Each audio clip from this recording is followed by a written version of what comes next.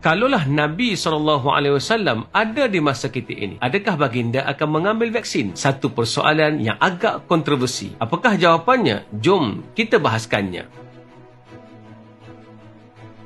Assalamualaikum. Tanpa sokongan anda dengan link di bawah, kami tidak mampu meneruskan usaha perubahan ini. Sharelah video ini demi perubahan dan join saya di Telegram Ustaz Zul Duaidi. Terima kasih. Baru-baru ini timbul satu gerakan menakutkan orang ramai untuk tidak mengambil vaksin. Akhirnya, ada di kalangan orang Islam yang terpengaruh menyebabkan mereka enggan bahkan membatalkan janji temu untuk mengambil vaksin. Adakah mereka ini sedang mengikut jalan Nabi atau bagaimana? Percayakah kita bahawa Nabi SAW pernah memberikan panduan untuk berhadapan dengan wabak ataupun pandemik yang melanda kita? Antara persoalan yang perlu kita bahaskan adalah, pertama, adakah Nabi akan buat kuarantin atau lockdown bila berlaku wabak berjangkit? Jawapannya ya, sebab memang ada hadis Nabi yang mengarahkan demikian. Idza sami'tum bihi bi ardin fala taqdamu alaih wa idza waqa'a bi ard wa antum biha fala takhruju firaran min. Apabila kamu mendengar wabak di satu tempat, maka janganlah kamu pergi ke situ, dan apabila ia berlaku di tempat kamu, maka janganlah kamu keluar lari daripadanya. Hadis Muslim. Hadis ini cukup jelas menampakkan arahan Nabi bagaimana harus kuarantin dilakukan. Takkan masih ragu dengan ajaran Nabi? Kedua, adakah Nabi akan melakukan penjarakan sosial? Jawapannya ya, bahkan Nabi buat lebih baik dari itu. Sabda Rasulullah SAW, la yuridanna mumridun ala musih, yang sakit janganlah mendatangi yang sihat. Hadis Bukhari dan Muslim. Nabi melarang bertemu dengan mereka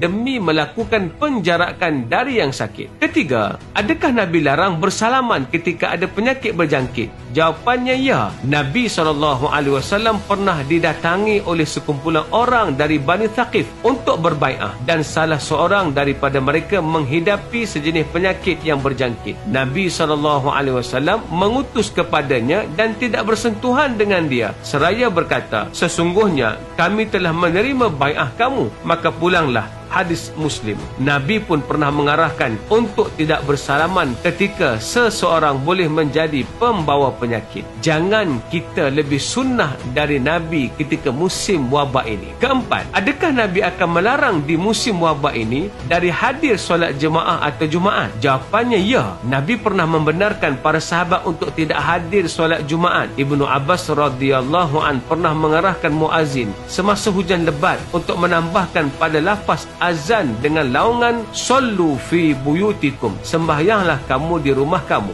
Ibnu Abbas lalu berkata, ata'jabuna min dhalik laqad fa'ala dhalika man huwa khairum minni innal jum'ata azmah wa inni karihtu an ukhrijakum fashamtu fit taina wad dahad.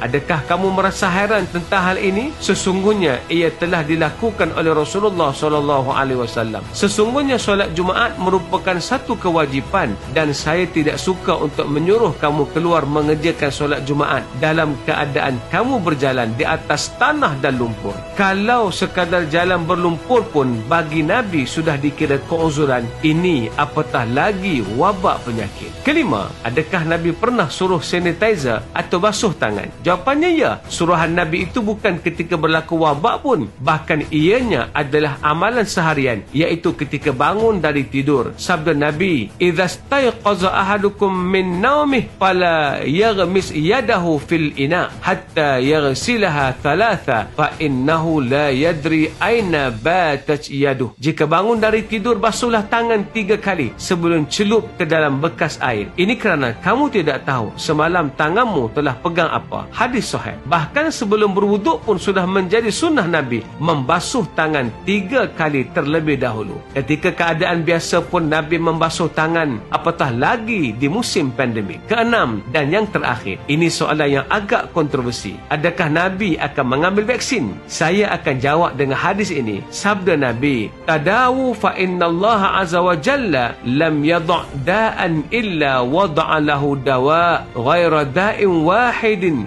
al-haram. Berubatlah kamu, sesungguhnya Allah Subhanahu wa taala tidak menurunkan satu penyakit melainkan diturunkan juga ubatnya, melainkan melainkan satu penyakit saja, iaitu ketuaan. Nabi memberikan arahan dalam ucapannya untuk berubat apabila ada penyakit. Tambahan pula, bila penyakit itu boleh memudaratkan kepada manusia, lagilah berubat itu wajib. Tambahan pula, jika pada masa itu satu-satu ubat hanyalah vaksin dan tiada ubat lain dan jalan lain, anda rasa adakah Nabi akan ambil vaksin atau Nabi akan melanggari ucapannya sendiri? Saya tinggalkan persoalan itu kepada anda. Ayuh terus kuat untuk transformasikan pemikiran kita agar terus meningkatkan kualiti diri kita agar kekal relevan untuk berada di dunia ini. Assalamualaikum.